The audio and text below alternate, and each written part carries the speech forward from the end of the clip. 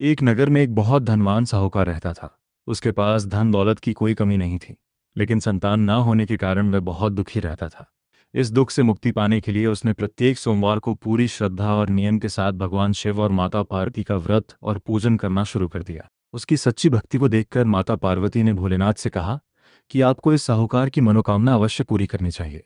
तब भगवान शिव ने साहूकार को पुत्र प्राप्ति का वरदान दिया, लेकिन यह भी कहा कि उसका पुत्र केवल 12 वर्ष की आयु तक ही जीवित रहेगा। साहूकार को यह बात पता चली, फिर भी वह प्रसन्न हुआ। समय आने पर उसके घर एक सुंदर पुत्र ने जन्म लिया। जब लड़का 11 वर्ष का हुआ तो साहूकार ने उसे अपने मामा के साथ शिक्षा प्राप्त करने के लिए काशी भेज दिया। मामा भांजे रास्ते में जहां भी रुकते वहां यज्ञ करते और ब्राह्मणों को भोजन कराते। चलते चलते वे एक नगर में पहुंचे जहां के राजा की कन्या का विवाह होने वाला था। जिस राजकुमार से राजकुमारी का विवाह होने वाला था वह एक आंख से काना था।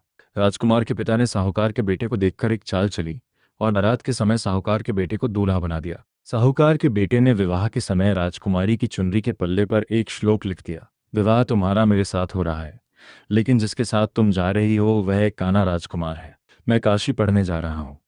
राजकुमारी ने जब यह पढ़ा तो उसने अपने पिता को यह बात बताई।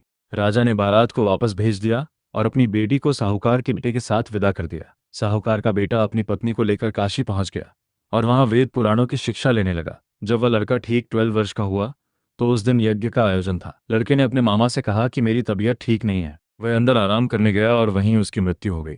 मामा ने रो बिलख कर बहुत विलाप किया। उसी समय भगवान शिव और माता पार्वती उधर से जा रहे थे। माता पार्वती ने भोलेनाथ से उस मृत बालक पर दया करने की प्रार्थना की। शिवजी ने बताया कि यह उसी साहूकार का बेटा है जिसकी आयु 12 वर्ष ही थी, लेकिन माता के आग्रह पर शिवजी ने उसे जीवित कर दिया।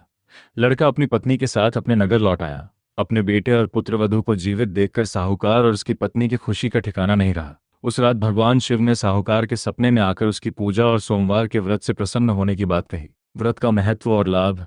इस कथा के अनुसार जो भी भक्त सावन के सोमवार का व्रत पूरी निष्ठा से रखता है और शिव जी की पूजा करके ये कथा सुनता है, उसके सभी कष्ट दूर होते हैं और भगवान शिव उसकी सभी मनोकामनाएं पूर्ण करते हैं।